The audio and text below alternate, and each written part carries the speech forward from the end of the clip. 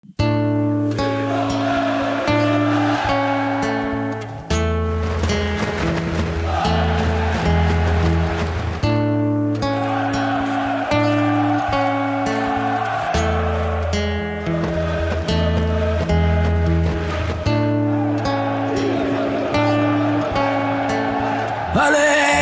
allez, allez, écoutez le peuple lyonnais. Allez, allez, allez, l'OL, allez. Rouge et bleu sont nos couleurs, lyonnais, notre cœur. Rouge et bleu sont nos couleurs, lyonnais, notre cœur.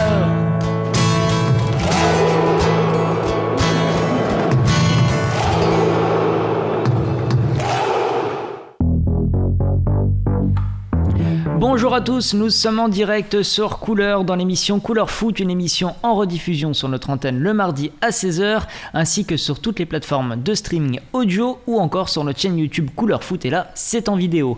Et je suis accompagné du capitaine de l'émission, Valentin. Bonsoir Valentin. Bonsoir, très fier d'accueillir tous mes partenaires. Ah bah non. Bonsoir à tous. Ils sont toujours absents, c'est un truc de dingue. Aux abonnés absents, le capitaine toujours présent, il abandonne pas le navire. Et ça c'est très beau. Alors très heureux de t'avoir ce soir, on va pouvoir parler du débrief du match face à l'AS Monaco, un très beau match. Donc on aura quelques petites choses à dire. Bah si. Première période pas emballante, on en parlera après je pense. On va en parler bien sûr. On va parler aussi de l'affaire Paqueta qui a beaucoup fait parler. On parlera un petit peu de l'extra sportif des joueurs qui sont pas forcément dans notre club, peu importe, on parlera de l'extra sportif en général dans le sport en général et même voilà, on peut parler dans le foot, mais on parle dans le sport en général parce que c'est hyper important en fait l'aspect mental dans le foot et dans le sport de haut niveau en général. Bien sûr. Et on finira donc avec les pronostics, mais en attendant, je vous propose donc de passer au débrief.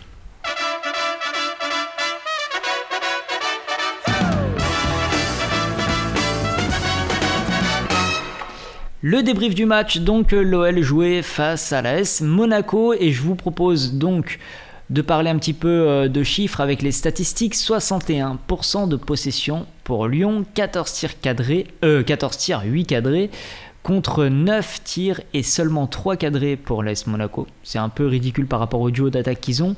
Un penalty et 2 buts.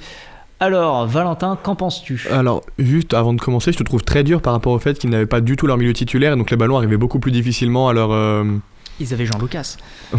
Oui, mais là, Jean-Lucas, que tout le monde... Voilà, bah, il a pas fait un mauvais match d'ailleurs, Jean-Lucas. Mais après, il a été applaudi en plus à sa sortie au stade. Oui, parce que c'est un très bon gars, il est parti... dans bon terme avec l'OL. Mais moi, je l'ai toujours dit, c'est pas un joueur que j'appréciais sur le terrain. Et j'appréciais l'homme, mais pas le joueur, donc... force est de constater que c'est pas Tchouaméni, quoi. Aurélien Tchouaméni, c'est un monstre. Hein. C'est un monstre, il est très très fort.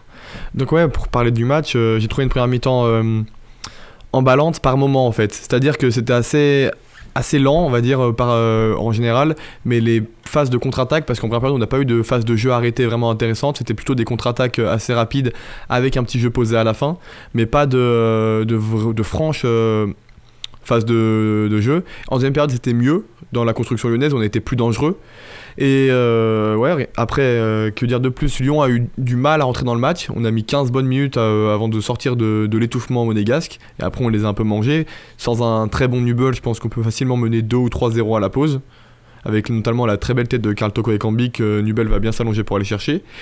Avec un Aouar un petit peu plus réaliste, un moment ou plus collectif, quand il fait sa frappe du gauche au lieu de lancer Cherki qui était un petit peu dans la profondeur, par exemple, ou Karl Toko Ekambi. Sinon, oui, un bon match de la formation lyonnaise. Enfin, on capitalise nos actions. Et on prend pas de but. Avec un Polarsbeck rassurant, j'ai trouvé, dans la cage, avec un très bel arrêt sur une frappe de Ben Yedder ou Voland, où il se couche bien assez rapidement. Et donc il est en progression, l'équipe est en progression. Boateng fait un autre métier que nos autres défenseurs en général. Donc une très belle équipe de Lyon, solide en tout cas. Ça fait très plaisir de voir un match par référence, quoi.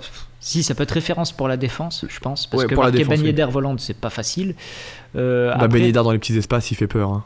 Ouais, il est très dangereux. Après, pour ce qui est du milieu de terrain, on n'a pas été non plus. Alors c'était propre, mais c'était pas extraordinaire. Propre, j'adore Maxence Cacré, c'est vraiment mon chouchou, mon joueur à Lyon. Malheureusement, c'est un excellent joueur à la récupération, mais il a fait de la Lucas Touzard, c'est-à-dire qu'il allait gratter les ballons qu'il avait lui-même perdus, et il l'a beaucoup trop fait en première mi-temps, notamment sur une très grosse action qui a frôlé le poteau gauche de Pollersbeck, sur une perte de balle de Maxence Cacré. Après, pour sa décharge, le bloc était très serré à Monaco et c'était difficile d'avancer.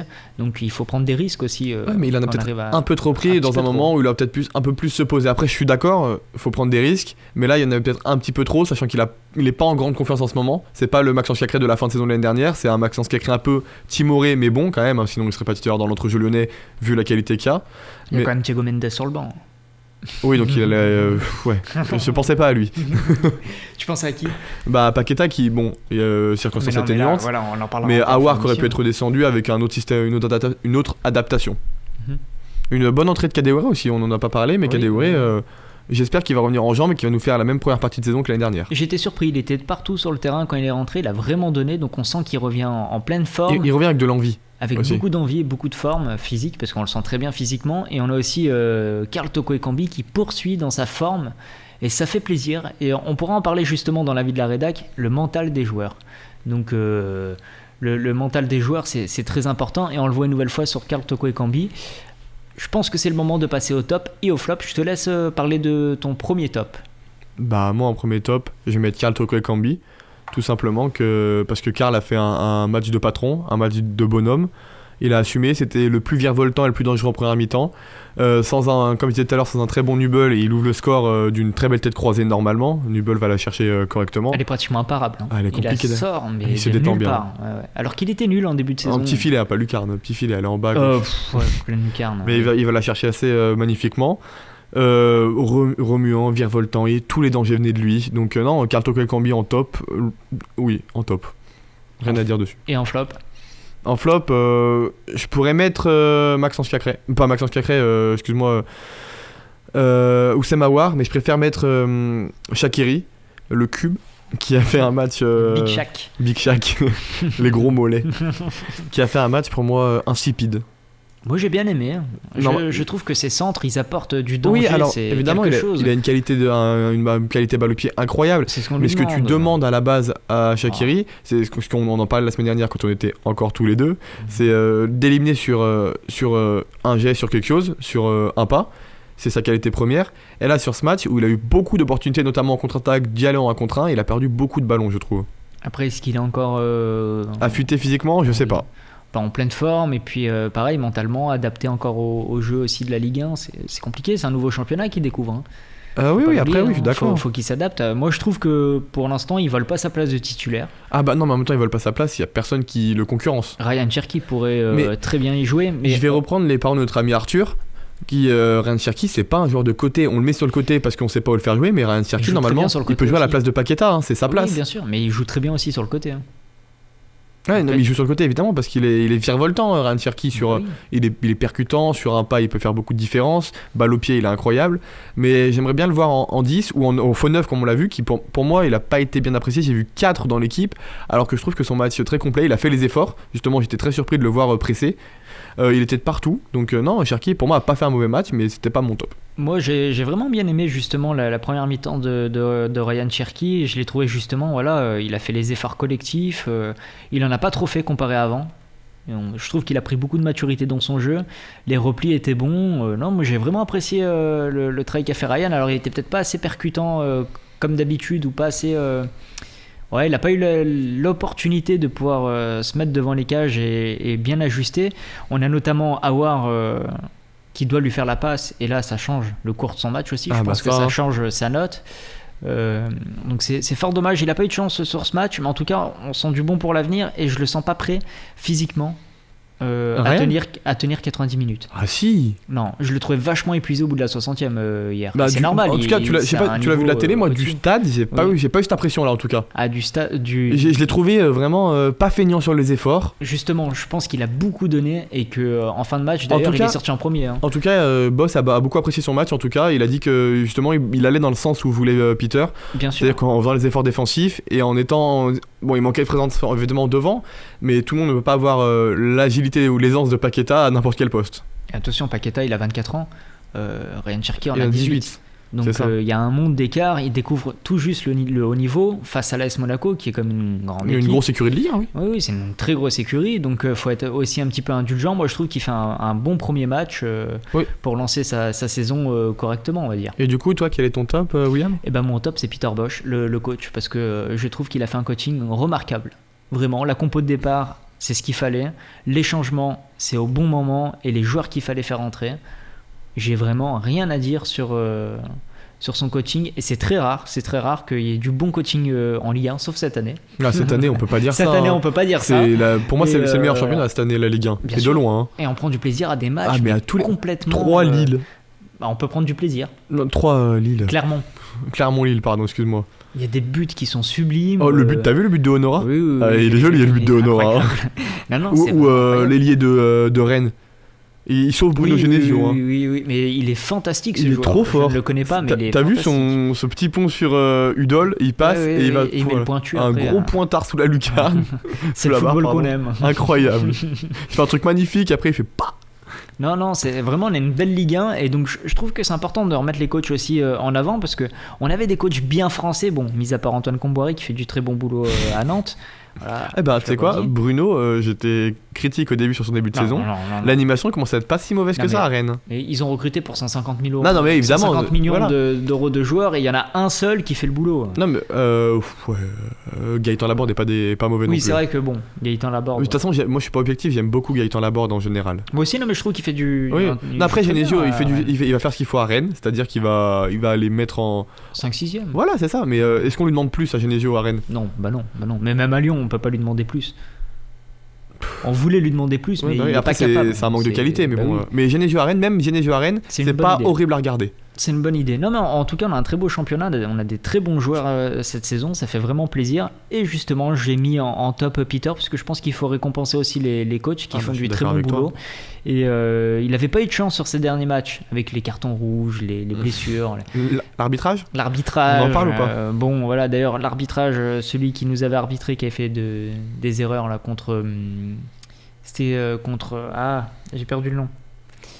Contre le match face à Marseille, il joue contre qui, Marseille ?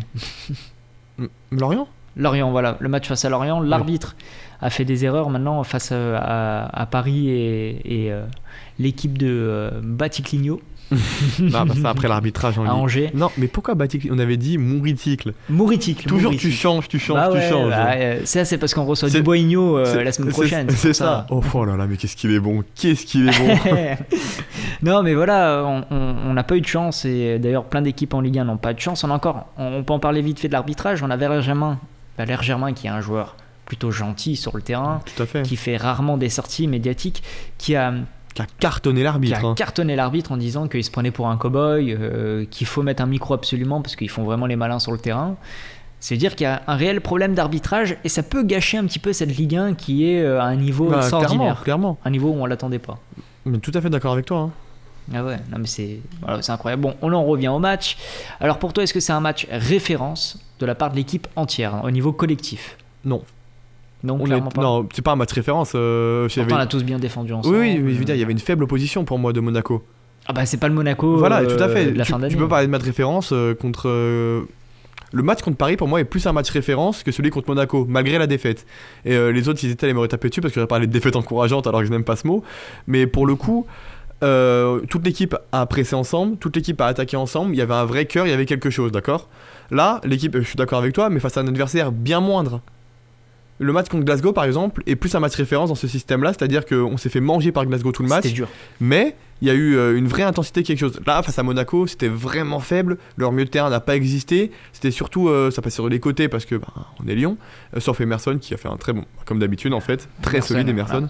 Il survole un petit peu tout ça. Hein. Ouais, bah oui, mais quand on a un vrai arrière gauche, ça change. Hein. Bah bien sûr, on aimerait bien avoir un arrière droit aussi, mais ça c'est. Alors je te trouve un peu dur parce que je trouve que, t'en parleras après, mais Dubois progresse cette saison en tout cas. Bah justement, il est moins alarmant que d'habitude. C'est mon flop. Dubois, Shaqiri, c'est l'association des deux. Moi, je trouve que ça ne va pas.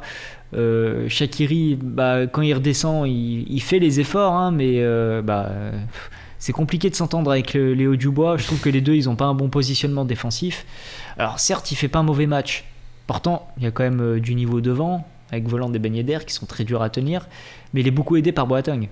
Non, mais Boateng... T'enlèves Boateng, tu mets un autre défenseur central qui est un peu plus... Tu mets un Marcelo, on se prend 2 ou 3 buts. Hein. Mais Boateng, c'est une telle sérénité. C'est une classe... On n'a pas peur. On n'a pas peur. Boateng, il est rassurant dans ses interventions, dans ses relances. Il joue plus avec les latéraux. À droite, en tout cas, il refuse de jouer avec Léo Dubois. Bizarre. Bizarre, comme dirait Thierry Henry. Donc voilà, pour moi, c'est mon flop parce que toujours le même problème, quoi. Il brille parce que à côté, ça brille à côté de lui. Bah oui, mais Léo pour Dubois moi, qui... Alors l'association Dubois-Shaqiri, de toute façon, on ne sait que ça ne marche pas. Non, c'est par pas contre, beau l'association Gusto-Shaqiri marche très bien, par contre, pour le coup. Mais non, c'est deux joueurs qui ont Ils sont pas compatibles. Ils sont pas compatibles en fait parce que Léo Dubois prend beaucoup et pas un joueur rapide. Il va beaucoup moins prendre les appels. Il aime bien dribbler, un peu avoir balle au pied. Léo Dubois. Shaqiri, lui, il veut des choses rapides. Il l'a fait 1 ou 2 fois. Ils l'ont réussi à combiner, mais pas assez à mon goût en fait. Et je suis assez d'accord sur ton flop, la connexion Dubois-Shaqiri, dans laquelle on parle depuis un moment quand même. C'est plus la connexion que les deux joueurs qui sont incriminés, parce que j'ai trouvé Shaqiri qui a pas fait un si mauvais match que ça, parce qu'il a beaucoup centré, il était bien offensivement, même s'il aurait pu faire peut-être plus. Mais ouais, la connexion, ça va pas, que ce soit offensivement ou défensivement, les deux savent pas se placer quand ils sont dans la même Après, zone. est-ce que c'est pas des automatismes qu'il faut prendre entre les deux? Shaqiri est arrivé un peu tard, je crois qu'ils ont fait que 3 matchs ensemble. Oui, ils ont pas fait beaucoup de matchs ensemble. Donc est-ce qu'il faut pas un peu de temps? Surtout face à une opposition comme Monaco, où les latéraux étaient là quand même. Shaqiri est un grand joueur. Il s'adapte, on l'a vu qu'il arrivait à s'adapter à plusieurs clubs. C'est un gros joueur, tu veux dire? Oui, non, mais il s'adapte à pratiquement tous les joueurs sans souci. Il s'est adapté à Gusto. Par contre, j'aime beaucoup très vite. Le mental de Shaqiri sur le terrain. Ça, j'apprécie par contre.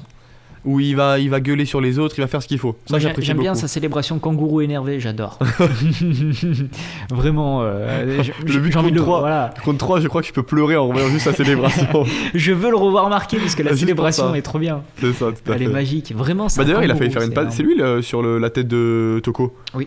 Oui, c'est pour ça, moi je trouve qu'il fait un bon match par rapport à ses centres. Alors oui, c'est pas extraordinaire, mais ses centres ils apportent un tel danger. En fait, il a une bonne qualité de balle et on manquait de ça devant, clairement. On le manquait. Pour moi, c'est un très bon recrutement une nouvelle fois, même si c'est beaucoup décrié sur internet, comme le fait que Houssem Aouar ait fait un mauvais match. Là-dessus, je suis d'accord, mais à partir du moment où Lucas Paqueta est rentré, le magicien, l'artiste, le roi Paqueta, ça a changé la donne. Mais je sais pas si t'as vu, mais dans le stade c'était incroyable. En fait, avant que Dassonville, donc le speaker pour ceux qui ne connaissent pas, annonce Paqueta, on le voit avec le maillot et une flambée dans le stade, c'est incroyable. Ah oui, non mais il a porté une même moi je me suis levé quand Paqueta il est rentré. Ah bah bien sûr. Cette flambée dans le stade, alors qu'il a rien dit, on l'a juste vu sur le côté. Je crois qu'il est en train d'écrire une véritable histoire d'amour avec l'OL. Et j'aimerais bien qu'il reste toute sa vie chez nous. Ça rappelle beaucoup Juninho. Hein. C'est vraiment la même ferveur où un Sonny Anderson ou un Licha, c'est vraiment des joueurs qui marquent. Plus aimé que Licha encore. Hein. Pour une saison et demie, il est plus apprécié. En plus, il est tellement apprécié par le public alors qu'il a fait 5 matchs devant eux. Comme c'est fou en fait. Ouais, mais regarde les matchs. Il est rentré. Je sais pas si t'as vu. Il rentre. Il est au milieu de 2 joueurs. Il passe sur le côté avec un dribble incroyable et le stade. Et après, il y a faute sur lui, mais comme on a l'avantage, le stade se lève dès que Paqueta a la balle. Ben oui, mais parce que c'est à chaque fois qu'il a la balle, il fait quelque chose d'incroyable. Mais quel joueur, un genre de. Moi, on aurait pu mettre en top, mais 20 minutes de jeu, voilà. C'est compliqué de le mettre en top. Je préfère mettre Toko parce que pour l'ensemble de son œuvre, même si Paqueta a transformé le match, ça passe aveugle pour Emerson. Oh là là là là là là. Non mais je le dis, je préfère avoir Paqueta que Neymar en ce moment. Ah bah oui, non mais oui, clairement, Neymar voilà, c'est Neymar, hein, il aime bien faire la fête, il aime moins bien s'entraîner, bon bah voilà, ça se ressent d'ailleurs. Encore blessé. Ouais, j'en reviens justement à cette histoire, depuis hier on entend parler Dimitri Payet vs Lucas Paqueta, lequel est le meilleur. C'est un duel qui se vaut largement. Cette saison. On en parlait tout à l'heure un petit peu en privé, on n'est pas tout à fait d'accord. Non, moi je trouve que Payet, chaque fois qu'il a le ballon, il illumine le jeu marseillais par sa prise de balle, par ses dribbles, par ses centres, par sa qualité de balle. Il n'y a personne à Marseille aussi. T'es dur, hein. Gendouzi par exemple. Je déteste Gendouzi. Alors, je comprends que tu sois pas fan de Gendouzi. Je n'aime pas son jeu. Je peux comprendre, mais par exemple, si on l'avait eu à Lyon à la place de Lucas Touzard à une époque. Ah non. Arrête tes bêtises. Ah non, mais c'est le même type de joueur, quoi. Ça ratisse, mais c'est pas beau à voir. Et le mec, il est là parce qu'il mouille le maillot. Attends, s'il s'est fait enlever d'Arsenal et du Hertha. Alors, Arsenal, il est parti, c'est pas pour son niveau, parce qu'Arteta l'aimait beaucoup. Il est parti parce que c'est une tête de cochon. Oui, bah justement, ça va encore plus avec. Ça va à l'image de l'OM pour le coup. Bah oui, non, mais à l'OM, il est parfait ce joueur. Ça lui va très Non, bien. mais il lui faut des supporters chauds. C'est-à-dire à Villarreal, dans la Bombonera, je le vois bien, tu vois, là-bas, chauffer les supporters. À River Plate, vraiment, donc, il faut que des ambiances chaudes à Guendouzi. Ouais, je pense, c'est un joueur comme ça mais moi, je sais que c'est pas un joueur que j'apprécie. J'aime pas son jeu. Alors, même si hier, on va dire qu'il fait plutôt un bon match, vraiment j'apprécie pas Guendouzi, j'apprécie pas, et Payet à Marseille, quand on le compare à Lucas Paqueta, mais je trouve ça indécent. Je me dis, mais Payet, il a 34 ans, le mec il commence à faire juste sa première saison depuis son retour à l'OM maintenant. Non, arrête tes bêtises, c'est pas sa première saison. La première saison sous Villas-Boas, il porte l'équipe à bout de bras. Non, arrête. Il fait 3-4 matchs mais non, de bons, et après il s'éteint. À chaque fois c'est ça, Payet. Pas du tout, la première saison sous Villas-Boas, il a jamais fait une saison complète. Mais si, il est même dans les top 5 des joueurs UNFP la première saison sous Villas-Boas. Il s'est éteint, pour moi il s'est éteint en mi-saison. Il s'est éteint, mais il en a profité pour nous pisser dessus 2 fois de suite. Hein. Mais parce que face à nous il joue, voilà. il a 2 matchs dans l'année où il va jouer comme il a fait son pipi annuel sur nous. Voilà, mais comme je le dis, avec nous ou face à Paris, ça va être un super bon joueur, ou en équipe de France. C'est un très bon joueur, même incroyable. En tout cas, Paqueta, je le trouve meilleur dans ce qu'il apporte au jeu et à Lyon, mais Payet n'a pas à rougir du tout. Bah moi je trouve aussi, il a à rougir, le mec il a 34 ans, il commence à se... Même au niveau des stats, il a rien à dire, hein. 6 buts, 5 passes D pour Payet cette saison. Non, oui, toute compétition confondue, mais en Ligue 1 c'est qu'une passe décisive. Hein. Non, il a fait à 2-2, hier il en a fait 2. Mais bref, le début de saison de Payet est quand même pas mauvais du tout. Hein. Ah, c'est pas mauvais, ah non, loin de là, c'est un très bon joueur, mais de là à le comparer à Lucas Paqueta, qui pour moi vole à un niveau plus de Pour moi, il y a 3 joueurs au-dessus voilà. du championnat depuis le début de saison, c'est Paqueta, Payet et Savanier. Ah oui, Savanier par contre, voilà. Mais Savanier, pour moi, tu vois, je mets même Savanier devant Payet. Largement. Pourquoi pas j'entends ton raisonnement, j'entends ce que tu dis. Et beaucoup plus complet, c'est un artiste. Oui, mais le problème c'est qu'il aime bien sortir, il aime bien fumer un petit peu. Ça, c'est l'extra sportif, on peut en parler après dans la on en parlera un petit peu après. Mais pour moi, TJ Savanier, il est largement meilleur que Payet à l'heure actuelle. Est-ce que tu penses, vraie question que je me pose, TJ Savanier mérite-t-il un meilleur club que la Payade, que Montpellier? Largement. Est-ce que lui, il a envie de plus? Je pense pas, parce qu'il est bien. À Montpellier, il est adoré, c'est une star à Montpellier, oui, c'est le dieu du stade. Bah oui, mais c'est normal. Il a même un quartier à Montpellier où il y a une fresque pour lui. Bah oui, mais il est trop fort. Ah, mais il est trop fort. Il est vraiment trop fort. Et puis les coups francs. Et pour moi, je suis sûr que s'il va à l'OM, il met sur le banc Payet. Ah, je sais pas. Ou alors tu t'associes les deux. Ou alors tu peux associer les deux. Hein. T'associes les deux. Mais si tu dois en choisir un, je pense qu'il le met clairement sur le banc. Parce que vraiment, Payet, il est irrégulier, il a des prises de poids, ensuite il va en reperdre. Bon, alors Savanier n'a rien à dire sur la prise de poids, il a une bedaine quand même, le garçon. Ouais, mais ça le gêne pas. Son corps, il est habitué. Payet, dès qu'il grossit de 3-4 kilos, ça se voit et ne court plus, le mec. C'est un réel problème. Ouais. Et on le voit que ça le complexe quand il dit à chaque fois que je marque, je perds des kilos. Je maigris. Ouais, je maigris. Bon. Et puis il a perdu 11 kilos après. Ouais, bah après, bravo à lui. Hein, et il revient bien, il fait un très bon début de saison. Mais pour moi, c'est le top 3 de Ligue 1 cette saison. Hein. Non, il y a Fofana aussi. Non, qu'est-ce qu'il est fort, c'est Fofana. Pour moi, il y a encore plein de monde devant, en fait. Je peux comprendre, mais je suis pas d'accord. Pour moi, il est top 3 Ligue 1 cette saison, Payet. Non, moi je pense que c'est les supporters marseillais qui en font tout qui le surcotent comme ils surcotent. Je suis pas marseillais personnellement. Oui, non mais c'est vrai. Non mais je veux dire, s'il a une grosse hype en ce moment sur Dimitri Payet, c'est par rapport à ça, parce que il a fait des matchs moyens en ce début de saison. Je peux entendre. J'ai pas le souvenir que Lucas Paqueta fasse de mauvais matchs. Bah non, mais parce que Paqueta c'est un roi. c'est pour ça. Et Savanier c'est pareil, à chaque journée de Ligue 1. D'ailleurs, Montpellier qui est Montpellier. D'ailleurs, bon, il y a 3 équipes que j'apprécie vraiment en Ligue 1 en dehors de Lyon, enfin 2. J'aime bien Montpellier et j'aime bien Strasbourg, et les deux sont dans le top 10 de Ligue 1, donc ça me remplit de joie. On peut parler de la Saint-Etienne? C'est vrai, si tu veux, faut en parler. Non, parce que tu parles de Strasbourg, donc ils ont mis 5-1 à la Saint-Etienne, ça devient inquiétant. Selon les statistiques, ils ont plus qu'une chance sur 3 de se maintenir à ce période de la saison.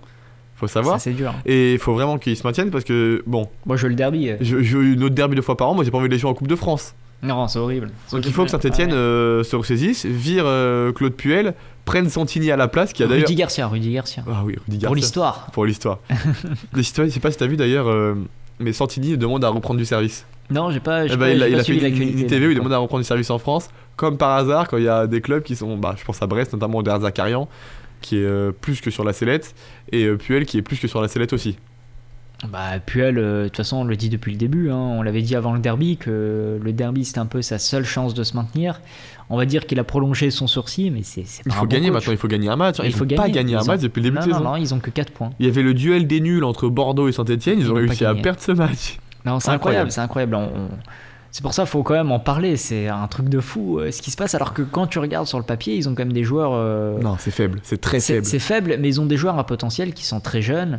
Oui, mais je pense il à faut... Ouchiche, ils ont Ouchiche qui a été convaincu par Puel de venir quand même, et Puel qui le placardise. C'est ouf, c'est ouf. C'est ouf. C'est incroyable. Et de placardiser un joueur pareil, ils ont quand même Kazri qui a l'expérience, oui, Boudbouz qui a l'expérience aussi, Etienne Green qui est un gardien qui peut être remarquable. Qui s'est blessé.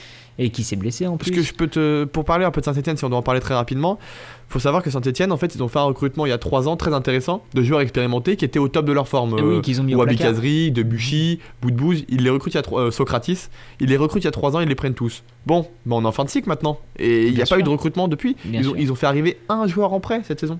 Ouais, et puis et un beau nul en plus qu'ils ont pris. Oui, bon, ça après c'est une autre histoire, mais à Saint-Etienne, il y a eu quand Puel est arrivé, il a cassé la dynamique que Galtier avait instaurée et il a fait. Il a viré Ruffier. Il a fait un loft. Il a fait un loft avec des joueurs cadres de l'équipe pour installer les jeunes. Alors que, comme on voit Peter Bosz, c'est pas ce qu'il fait. Non, il a pas fait de loft, hein, Bosz. Non. Même Thiago Mendes qui pourrait être lofté. Qui serait logique. Le seul qui est dans le loft, c'est Marcelo. Et c'est par son comportement d'ailleurs. On va pas en parler. Mais... on va pas en reparler. c'est un comportement très immature qu'il y a eu dans le vestiaire. C'est formidable. Formidable. 2021, quelle année. Quelle année, oui. Voilà, c'est formidable. Si on m'avait dit que Mouritic allait mettre Marcelo sur le banc, en réserve, je n'y aurais pas cru. Alors moi ça me fait plaisir parce que du coup on voit les jeunes qui sont encadrés par un joueur d'expérience qui a déjà joué en Ligue des Champions.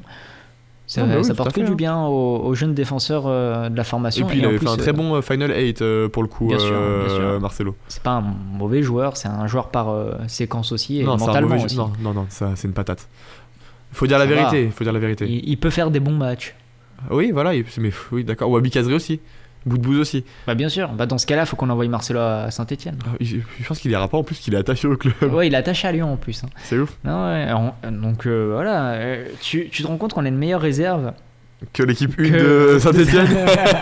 C'est sûr que t'allais me la sortir celle-là. Je suis en train de m'étouffer tellement que je dis des bêtises. Donc ouais, parce qu'on a Clément Grenier aussi qui est revenu. Bon là, on n'a pas de nouvelles pour l'instant. Il n'a pas de contrat pour le moment. Oui, il n'y a pas de contrat. Et bon... on espère qu'il y en aura un si Thiago Mendes. On attend le mercato hivernal parce qu'avec la CAN, il va falloir recruter. On peut pas faire toute la saison sans neuf, c'est impossible. Sans neuf et non, on n'a pas de milieu de terrain qui partent à la CAN. Non, il y a que devant. Il y a Tino, je sais plus si le Zimbabwe est qualifié. Barcola va partir aussi. Oui, bah ça. Le gardien, troisième gardien. Donc faut pas que. Avec le Togo. Ouais. Il y a Tino, Slimani. Et donc faut que Moussa revienne en forme. Et Moussa pourra pas tout tenir, donc il faudra un 9 remplaçant. Moussa dit qu'il revenait bientôt. Ouais. Et JRA qui revient bientôt en novembre, j'ai hâte. Oui. J'attends ça avec impatience. Ça, on a quand même... du beau monde qui revient quand même. On a du footballeur qui revient. Et Valentin, es-tu prêt pour commencer la vie de la rédac ? C'est toi qui présente toujours. Ah bah oui.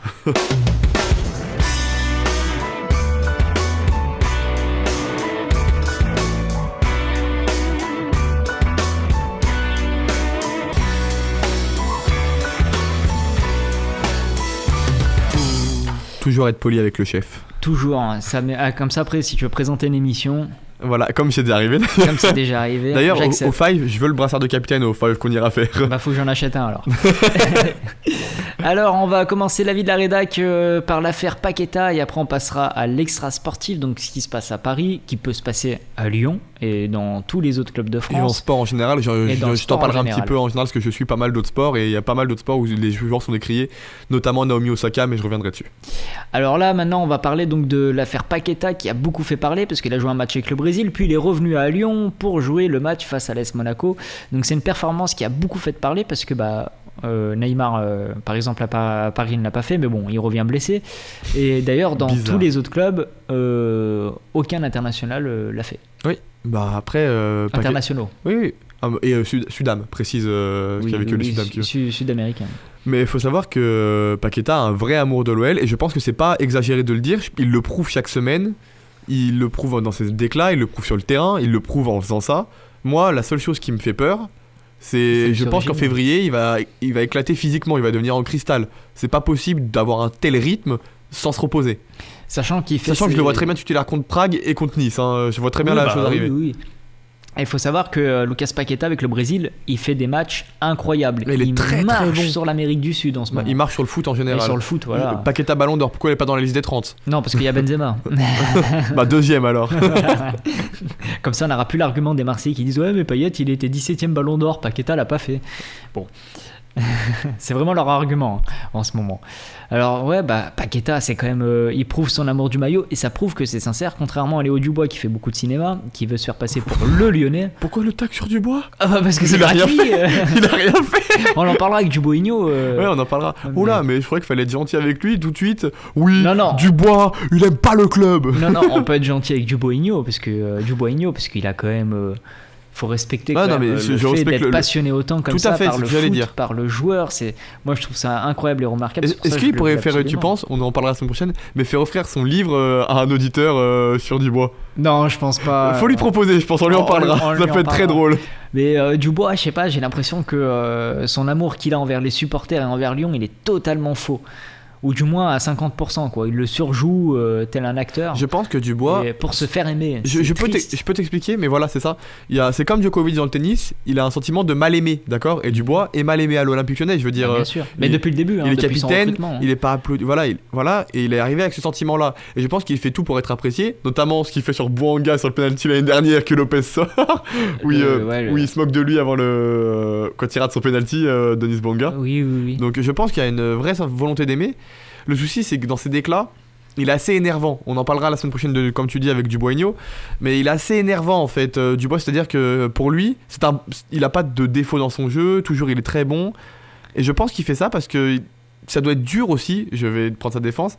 Mais s'il va sur Twitter après chaque match, il se fait défoncer. Il se suicide. C'est pas possible de vivre ça. Notamment, on parlera après, mais encore de nouveau dans l'extra sportif. Mais la déclat de Pavard, il le fait parce qu'il ouvre Twitter et c'est un enfer pour lui. Mais c'est exactement les mêmes personnages, les deux. Oui, exact. Pavard est meilleur que Dubois quand même. Honnêtement, en équipe de France, je commence à avoir un doute. Alors là, on a Romain Molina qui a balancé une bombe comme d'habitude. Une bombe, voilà, la bombe Molina, où il dit que Pavard, il commence à faire un petit peu trop la fête. Et donc le staff de l'équipe de France remarque qu'il n'arrive plus à jouer en latéral. Non, il n'a pas dit ça. Il a dit qu'il ne pourrait pas faire latéral sur ses vieilles années. En gros, 3-4 ans et après il va repasser central. Hein. Voilà, il devrait repasser central dès maintenant parce qu'on le voit. Alors pourtant en équipe de France, si on fait un aparté rapide, il est meilleur offensivement que défensivement. C'est vrai, c'est pas faux. Ouais, mais il redescend pas aussi. Quand il redescend, il provoque des pénaltys. Parce qu'il est à bout de course. Il a pas la lucidité. Pas des pénaltys, pardon. Déjà si contre la Suisse. Et en plus de ça, il provoque le but de Carrasco où il doit aller amener petit côté et il le fait pas. Mais on a juste parlé très rapidement de Dubois. Quand on parle de Dubois, on a oublié d'en parler. C'est quand même lui qui amène le penalty pour l'Olympique Lyonnais. Où il fait un bon match, Dubois, je trouve, sur ce match-là. Il a pas que des défauts non plus. Non, Dubois, quand même. Mais là, il méritait son petit tacle. Voilà, parce qu'il surjoue un petit peu et que Paqueta, on sent ça plus sincère que Paqueta ne se force pas. Est-ce que on parle de l'amour du maillot de Paqueta parce que ça se sent, même il a dit qu'il avait jamais vécu ça ailleurs. Merci Lucas. Mais la question qu'on peut se poser, c'est est-ce qu'il est pas aussi fan de foot et qu'il veut faire le plus de matchs possible? Moi je pense que c'est vraiment ça, hein. C'est vraiment l'amour du foot qu'il a en lui, qui l'habite et qui est plus fort que tout en fait. Plus fort que même son mental, parce que enchaîner des matchs de haut niveau comme ça... la raison plutôt que le mental. Ouais, que la raison, excuse-moi. Mais c'est ça, c'est l'amour du foot plus que le maillot même. Hein. Parce que peu importe qu'il ait le maillot du Brésil ou de Lyon, il fait les mêmes matchs. Ouais, tout à fait. C'est remarquable. Après, c'est deux trucs qu'il apprécie. Je veux dire, à Milan, il faisait pas les mêmes matchs. Ouais, mais à Milan, après, une nouvelle fois, quand il arrive à Lyon, on parle d'un joueur qui est en flop total au Milan AC, qui est un très grand club. C'est un petit peu un coup de poker de Juninho. On s'attend à rien. On n'a pas vraiment d'espérance sur Lucas Paqueta. On ne connaît pas vraiment le joueur. C'est ça, on a vu au Brésil, le Brésil c'est un championnat qui est pas du tout comme les Ligue 1, pas physique, avec des grosses largesses défensives et tactiques. On voit très bien que certains joueurs n'y arrivent pas Tu vas ensuite me parler d'Ierson, je pense, mais Gerson qui n'y arrive pas. on en parlera un peu après. Si tu veux en parler après, il n'y a pas de Non, souci. je vais pas en Dans une parler, autre émission. Non, j'aime Mais pas les joueurs. Paqueta, on l'a vu une demi-saison à Milan où il s'est éteint. Lyon met 20 millions dessus. Et il revient, il fait une saison incroyable. Donc une première saison où il est très bon. Une fin de saison un peu plus compliquée. Enfin, 2 matchs compliqués avant de revenir au top. Là, il va faire 2 saisons de suite. Avec les 2 saisons qu'il enchaîne, le rythme de l'année dernière qui est fou. Là, le rythme qu'il a lui cette année qui est moins fou, mais qui lui enchaîne comme un fou. Est-ce que c'est pas dangereux ? C'est vraiment une question qui m'inquiète. Est-ce qu'il va pas devenir comme la fin de saison, Kadewere en cristal, tous nos joueurs en cristal qui se blessent au fur et à mesure ? C'est le risque du sur-régime qu'a fait Rudy Garcia. Il a misé là-dessus. Est-ce que Et on a vu que ça n'a pas payé. Oui, mais alors que Peter Bosz, j'ai pas l'impression qu'il est adepte de ça. Il fait quand même un petit peu tourner. Il essaye de faire tourner. Pas comme j'aimerais parce qu'il tourne pas assez encore à mon goût par rapport aux échéances proches qui arrivent. Bah, il a pas le choix après. Et je peux comprendre, comme disait Quentin il y a 2 semaines, il vient d'arriver, il veut voir son équipe type en place. Je pense quand même, c'est normal. Et pour sa défense, on a besoin de points. Mais pour être objectif. Donc il faut les meilleurs pour engranger le maximum de points. Mais pour être objectif, si Rudy Garcia avait fait ça, est-ce qu'on aurait été critique avec lui comme on l'est avec Peter Bosz, c'est-à-dire moins critique? Je sais pas. Parce qu'on avait un certain Rudy était là, il y avait un certain manque d'objectivité sur Garcia, malgré tout, parce que pour l'homme, parce qu'on n'appréciait pas l'homme après, on n'appréciait pas ses déclats, on n'appréciait pas ses compos. On a toujours dit que tactiquement, il était déjà plus fort que Bruno Genesio. Que Jocelyn Gourvenec. Et que voilà, mais ça c'est. Ah tiens, ça c'est une certitude. Fais-toi plaisir, c'est maintenant, c'est ton moment. On va pas rebondir là-dessus. Non, mais donc Rudy Garcia, tactiquement, on savait qu'il était. Pas zéro non plus. Ah non, mais ça se voit. Alors, il n'était pas taillé pour Lyon, mais. Ah, ça, je sais pas, honnêtement. J'aurais bien. Alors, je vais revenir un petit peu. C'est un entraîneur d'une saison. J'aurais bien aimé le voir à Lyon après son expérience à la Roma, tout de suite dans la foulée. Ah non, moi, j'aurais pas aimé. Ah non. J'aurais mieux aimé voir à ce moment-là. Parce que quand il est arrivé à Marseille, je me dis, c'est un très bon coach qu'ils ont recruté. Quand il arrive à Marseille, Rudy Garcia. Ah, moi, j'avais des doutes. Hein. Moi, je me dis, ils ont recruté l'homme de la situation. J'avais des doutes et il m'a fait mentir parce que c'est vraiment un joueur d'une saison. Un coach. Moi, je vois bien comme je sais pas si on en avait déjà parlé, mais Rudy Garcia comme un coach de sélection. Il est capable sur un événement comme Koeman. Mais j'arrive plus à parler ce soir. Hein. Il est capable de te transcender un groupe. On l'a vu pour le Final 8, on a vu pour Lyon qui va en finale de Coupe de la Ligue, demi-finale de Coupe de France avec un jeu pas mauvais en plus. Il est capable de te transcender un groupe et tu me dis Rudy Garcia sélectionneur de l'équipe de France. Eh ben je te dis pas que c'est une mauvaise idée. Alors pas de l'équipe de France, mais peut-être une autre, peut-être de la sélection. Je vais dire Italie, mais non parce qu'ils ont déjà un très bon coach. Suisse. Peut-être la Suisse, voilà, vraiment je te dis une pas équipe un peu en dessous. Tu vois, je te dis pas que c'est une mauvaise idée, Rudy Garcia. Mais je le vois pas dans une grande nation, plus dans une nation moyenne. Bah tu vois, je pense que Rudy Garcia ferait du bien à la Belgique à la place de Martinez. Ouais, je suis pas forcément contre l'idée, tu vois. Peut-être. Alors on lui donne des pistes à Rudy là. S'il nous écoute. Si sa fille nous écoute aussi. On sait jamais si la famille nous écoute. Au cas où. Faites-lui passer le message d'aller postuler en Belgique avec ou alors de postuler Thierry dans l'émission. Henry en adjoint, ça peut être pas mal. Par contre, s'il veut un jour venir dans l'émission, j'aimerais beaucoup l'avoir. Il a des très bonnes analyses. Pour comprendre. Il est très bon consultant d'ailleurs. Oui. Moi, je le préfère en commentateur. J'aimerais bien comprendre ses choix, etc. Et j'aimerais bien l'avoir dans l'émission pour pouvoir parler avec lui tout simplement de ça. Ça peut être quelque chose de pas mal, ouais. Pas de faisable, mais de pas mal. Voilà. Alors, on repart donc sur l'affaire Paqueta. Est-ce que tu as encore quelque chose d'autre à dire sur ce joueur qui est Lucas? Je t'aime. Bah, quel joueur, il y a beaucoup de personnes qui lui font des déclarations d'amour. Hein. Ah bah, qu'est-ce qu'il est fort, qu'est-ce qu'il est... Plus il est beau, oui. Non, mais... Oh là là, qu'est-ce qu'il est fort. Non, franchement, c'est une vraie chance qu'on a d'avoir un joueur de ce niveau-là. Et aussi peu cher. Et oui, bah après, ça, le prix, c'est autre chose.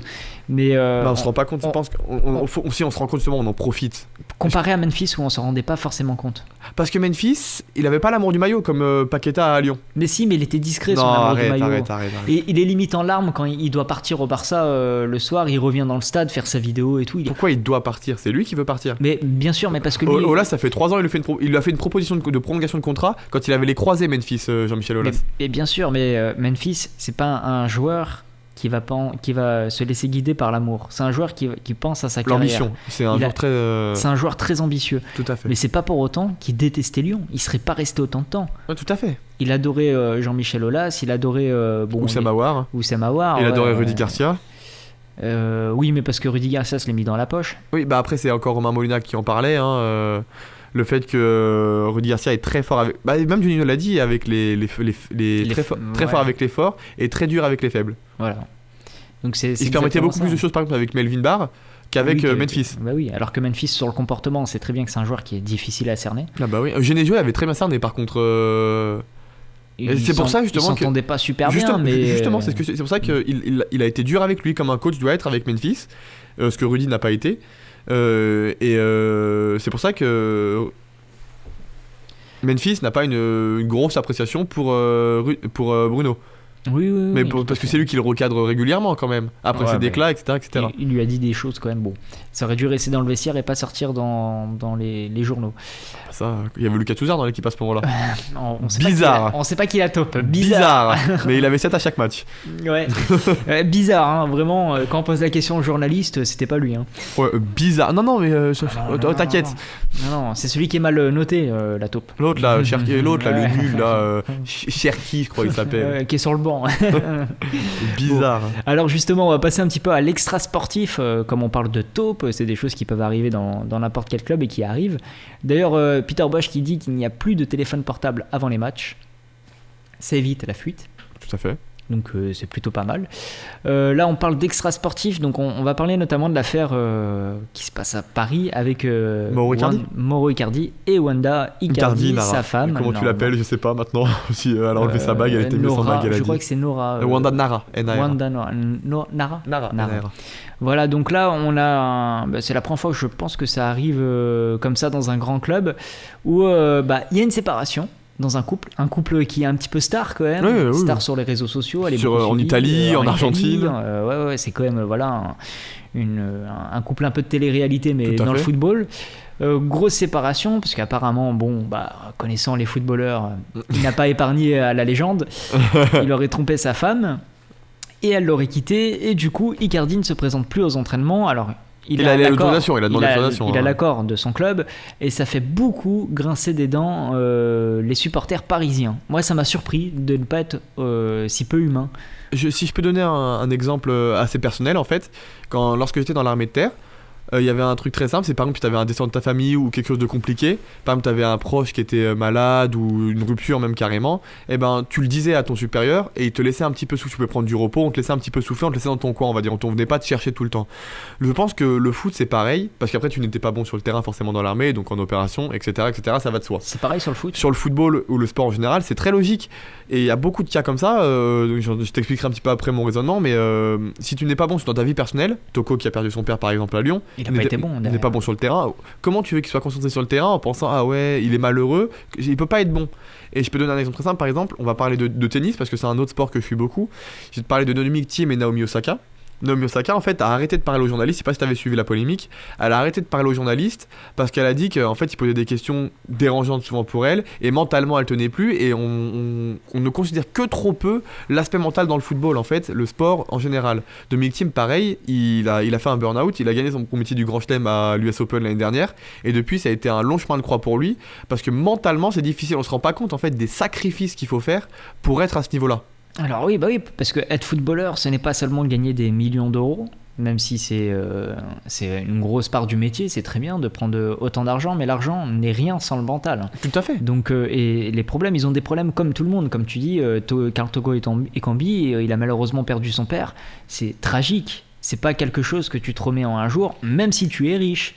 Tout à fait. Non, mais l'argent dans les drames familiaux, sentimentaux, etc., n'a rien à voir. Justement, et j'ai l'impression que certains supporters ne comprennent pas que ce ne sont pas des robots qui gagnent des millions d'euros. Mais c'est des humains, après tout. C'est des humains avec des sentiments. Et des sentiments, et on se rend pas compte du sacrifice qu'ils font, parce que là, on part d'une rupture sentimentale, mais aussi, par exemple, quand tu te fais défoncer sur les réseaux sociaux, et que la famille en prend à la journaliste aussi. par exemple, ça me faisait rire à un moment parce que Mbappé à l'époque se plaignait des dures critiques qu'il avait en France, mais en Espagne c'est pire, c'est-à-dire que les chiquinguitos vont interviewer ta famille pour savoir pourquoi t'es nul quand même.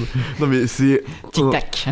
On se rend pas compte de ça et je pense qu'on... Et on en rigole parce que ça, alors qu'en vrai pour eux ça doit être tellement dur, faut avoir un mental...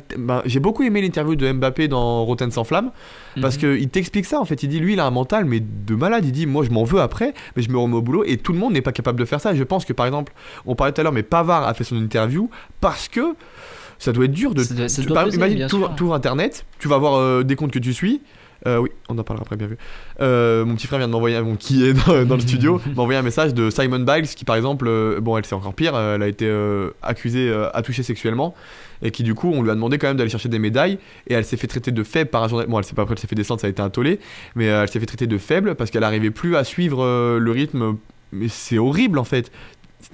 Bah ouais, on se rend pas compte, mais je pense que voilà, tout va un réseau social et tu vois gros nul, des insultes sur ta mère, sur ta famille. Même nous, quand on charrie un petit peu Léo Dubois, mais ça devait être dur pour lui. D'ailleurs, je crois qu'il n'a même pas Twitter. Hein. Bah, vaut mieux éviter. Mais vaut mieux éviter. Hein. Mais même pour une star, faut pas avoir de réseaux sociaux. On se rend pas compte à quel point. Alors, même si c'est des personnes que tu ne connais pas, que ça ne te touche pas, mais à force, ça doit peser. Surtout, je vais leur prouver. Notamment, un exemple, un truc, je défends pas souvent Rudy Garcia, note, croix dans le calendrier, mais je sais pas si t'as regardé 24 heures de boulot sur Lyon, quand Rudy Garcia était le coach. Il disait en fait, ouvre ton téléphone et il dit qu'est-ce que tu dis des critiques, et il dit bon, je les comprends pas toujours. Bon, passons.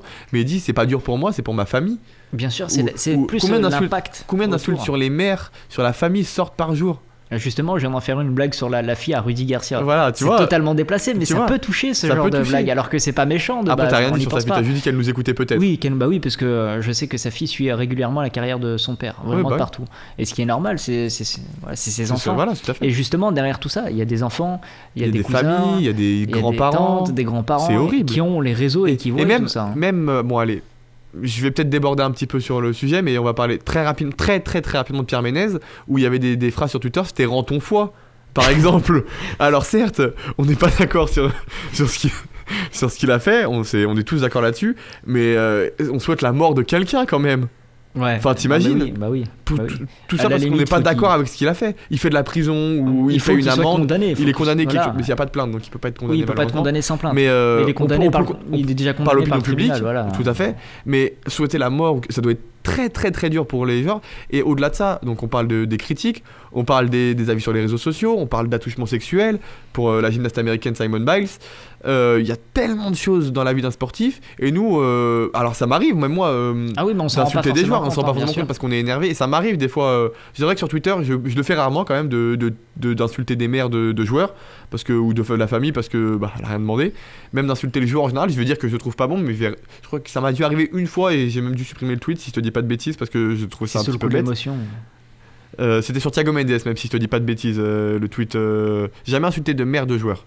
Non, mais faut pas insulter, c'est déjà c'est pas bien d'insulter un joueur, et surtout bon, ça reste un jeu pour nous, eux c'est leur métier.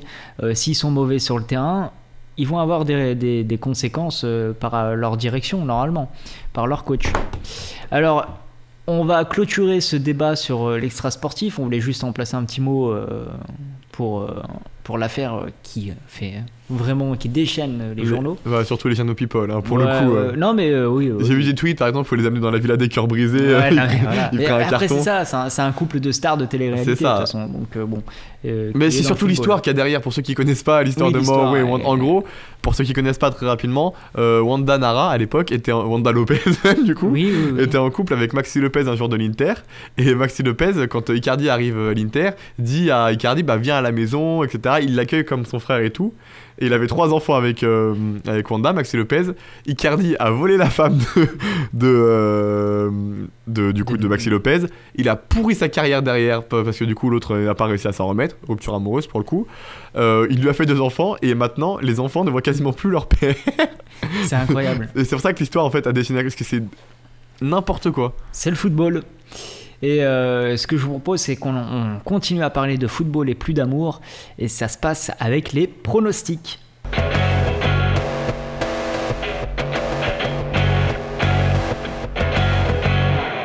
Allez, on est parti pour les pronostics. Alors, on va essayer de faire des pronostics simples. C'est le nouveau but de cette émission. On part avec un panier de 100€. Et on rappelle que les paris sportifs, c'est de l'arnaque. Donc, c'est de l'argent fictif. Il faut bien le préciser, c'est de l'argent fictif. Et on est là juste pour s'amuser. Et le but, c'est de voir qui, à la fin de la saison, aura eu les plus beaux pronostics. Voilà, tout à fait. Alors, faut expliquer, parce que du coup, je vais compléter ce que tu dis. On a une enveloppe fictive de 100 € à la base, c'est-à-dire qu'on a tous 100 € et chaque semaine, on joue la somme qu'on veut, forcément, sur ce qu'on pense qui va arriver, d'accord ? Donc, c'est-à-dire que par exemple, c'est pas du vrai argent, on ne dépensera pas, on n'ira pas sur des paris sportifs, aucune sponsor, rien du tout. Mais c'est du faux argent, c'est-à-dire que nous, on met les cotes et on voit combien potentiellement on aurait gagné, d'accord ? Et ne nous suivez pas, le pari est dangereux pour la santé. Si vous voulez nous suivre, c'est à vos risques et périls, etc. Non, c'est totalement débile de nous suivre. Etc. Voilà. Et donc on part avec une enveloppe de 100 €. Ceux qui sont pas là, les absents ont toujours tort. On prendra de l'avance sur eux. Voilà. Et si on arrive à faire banqueroute, ce qui peut arriver, ce qui arrive d'ailleurs régulièrement dans les paris. Oui, sinon il y aurait pas de, sinon ce serait pas durable pour eux. Oui, ça n'existerait pas. Sinon, c'est pour ça que je dis bien que c'est une arnaque, tout comme le casino. Le casino ressort toujours gagnant.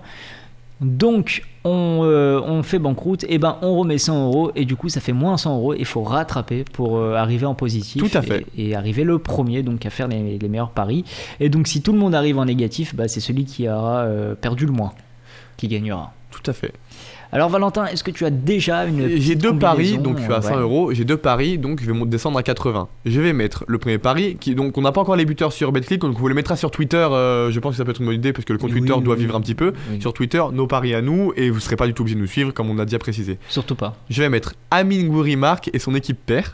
D'accord. En premier truc. Et Lyon gagne et les deux équipes marquent. 10 € sur chaque. Donc je pense que la cote va être à 6,7 de Amine Gouiri marque et son équipe perd, et 3,30 pour la cote. Je peux te dire exact la cote de Lyon par contre. D'accord, moi je vais faire des paris plus simples. Toi ça se voit que tu joues pas beaucoup. Non, je ne joue pas moi.